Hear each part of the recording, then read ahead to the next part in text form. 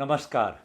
हर प्रदेश investment summits कर रहा है। पिछले एक साल में 10 इन्वेस्टमेंट समिट हो चुके हैं। असम, राजस्थान, गुजरात, मध्य प्रदेश, उड़ीसा। और सुन के तो बहुत अच्छा लगता है, मानो कि बहुत निवेश हो रहा है। असम में कुछ ही दिन पहले एडवांटेज असम समिट खत्म हुआ। कितना निवेश के एमओयू साइन हुए? लगभग 1 लाख करोड़। मध्य प्रदेश में 26 लाख करोड़, राजस्थान में 35 लाख करोड़, 24 में जब वाइब्रेंट गुजरात हुआ तो वहां पर भी 26 लाख करोड़। 10 समिट का अगर आप टोटल कर लें तो 100 लाख करोड़ अब तक निवेशकों ने कहा है कि वो भारत में निवेश करेंगे। सुनने में तो बहुत अच्छा लगता है, लेकिन क्या यही वास्तविक सच्चाई है? दोस्तों, सच्चाई तो ये है कि निजी निवेशकों का स्थिति बहुत गंभीर है। हर अर्थशास्त्र ज्ञानी यही कहता है कि पिछले 12-13 सालों में प्राइवेट इन्वेस्टमेंट इंडिया में घटा है, बढ़ा नहीं।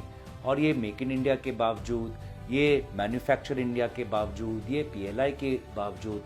तो वास्तविक जो रिपोर्ट हैं, जो सरकारी तथ्य हैं, जो इकोनॉमिक सर्वे ऑफ इंडिया की रिपोर्ट में आए हैं कि पिछले क्वार्टर में 1.4% गिरावट हुआ है, ये है वास्तविक सच्चाई। और इस सच्चाई पर हम पर्दा नहीं डाल सकते। सवाल ये है कि क्या ये इन्वेस्टमेंट समिट्स वास्तविक में इनका कोई परिणाम हमें दिखता है? अब मेरे प्रदेश असम का ही उदाहरण देख लीजिए। 2018 में सबसे पहला एडवांटेज असम इन्वेस्टमेंट समिट हुआ। वहां पर भी 1 लाख करोड़ के एमओयू साइन। लेकिन परिणाम क्या कि 60 प्रोजेक्ट्स में से सिर्फ 10 प्रोजेक्ट संपूर्ण हुए और बाकी प्रोजेक्ट्स का कोई नामो निशान नहीं। भारत से ऐसे प्रोडक्ट्स निकालने हैं जिसकी डिमांड पूरी दुनिया में हो। और इसीलिए हमें अपने गवर्नमेंट को, अपने स्टेट गवर्नमेंट्स को, अपने कंपनीज को बोलना है कि वो R&D पे और रिसर्च करें।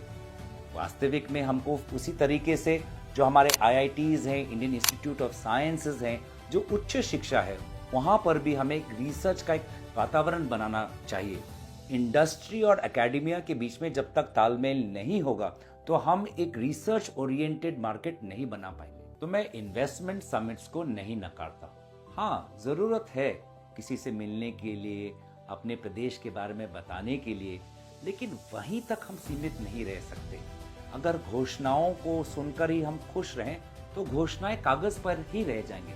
जब तक हम पूरे माहौल को ठीक नहीं करते, चाहे वो एकेडमिया में हो, चाहे वो इंडस्ट्री में हो, चाहे वो नीतियां में हो, चाहे वो हमारे सरकारी दफ्तरों में हो, तब तक जो हमारा सपना है कि भारत को एक इन्वेस्टमेंट डेस्टिनेशन, भारत को एक मैन्युफैक्चरिंग हब बनाना है, वो सपना सपना ही रह जाएगा। आप में से भी बहुत लोग निवेशक होंगे, आप में से भी बहुत लोग एंटरप्रेन्योर्स होंगे। आप मुझे अपनी कहानी बताएं।